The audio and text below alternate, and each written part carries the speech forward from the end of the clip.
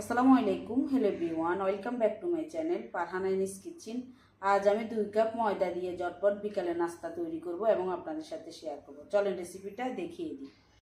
একটা বাটিতে মেজারমেন্ট কাপে 3 কাপ ময়দা নিয়ে নিব।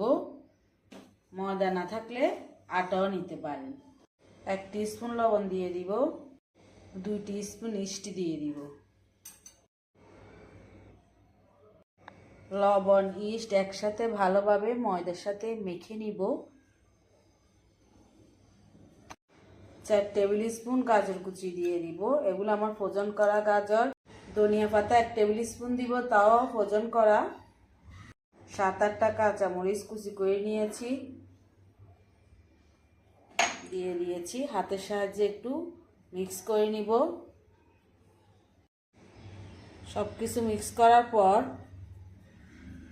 কুসুম গরম পানি দিয়ে আস্তে আস্তে ডোটা রেডি করব। আস্তে আস্তে পানি দিব আর মাখবো। একসাথে না দিয়ে আস্তে আস্তে মেখে নিলে পারফেক্ট ডো হয়। খেয়াল করবেন অবশ্যই কুসুম গরম পানি দিতে হবে, ঠান্ডা পানি দেওয়া যাবে না। আস্তে আস্তে মেখে নিব।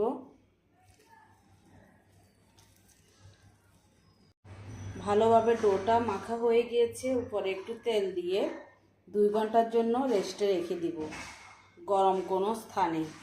চাইলে চুলার পাশে রাখতে পারেন, আমি বন্ধ ওভেনে রাখবো।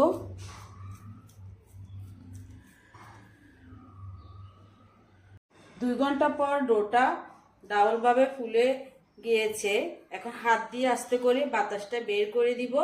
তারপর 10 মিনিট পর্যন্ত মথে নিব। 10 মিনিট মথে নিয়েছি। এখন পুরোটা ডো 3 ভাগে ভাগ করে নিব। 3 ভাগে ভাগ করার পর 1 ভাগ নিয়ে একটা রুটি বানানোর পিঁড়ির মধ্যে বেলনে দিয়ে বেলে নিব।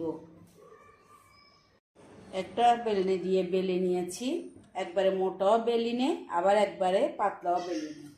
এখন এরকম একটা কুকি কাটার দিয়ে বসিয়ে একটা একটা করে গোল শেপে রাউন্ড সেট করে কেটে নিব।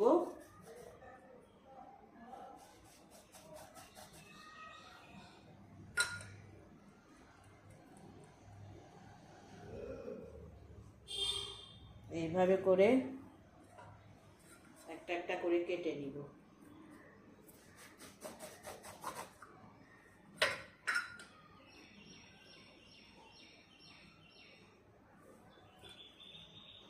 সম্পূর্ণ ডো দিয়ে এইভাবে বেলে একটা একটা করে আমি এই কুকি কাটার দিয়ে কেটে নিব। চাইলে যে কোনো ঢাকনা দিয়েও কেটে নিতে পারেন।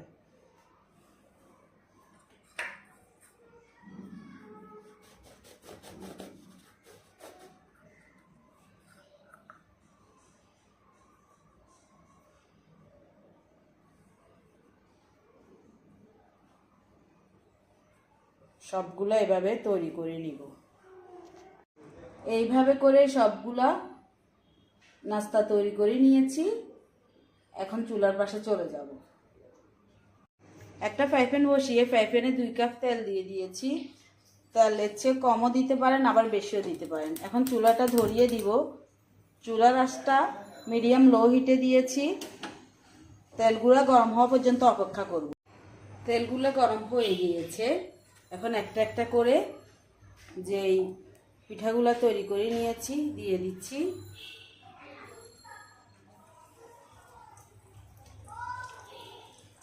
দিয়ে 2 থেকে 3 মিনিট অপেক্ষা করব। 3 মিনিট পর উল্টিয়ে দিব। আরো 3 মিনিট এভাবে ভেজে নিব। আরো 3 মিনিট পর হয়ে গিয়েছে, তেল ঝরিয়ে উঠিয়ে নিচ্ছি। এখন আস্তে আস্তে করে সবগুলা ভেজে নিব। তেলগুলা ঝরিয়ে নিচ্ছি, বাকিগুলো দিয়ে দিব।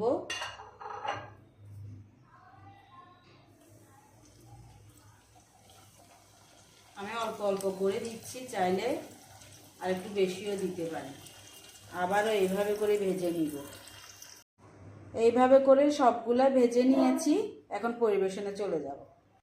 আশা করি আমার এই মজার বিকালে ঝটপট নাস্তা রেসিপিটা আপনাদের ভালো লেগেছে। ভালো লাগলে একটা লাইক দিতে ভুলবেন না।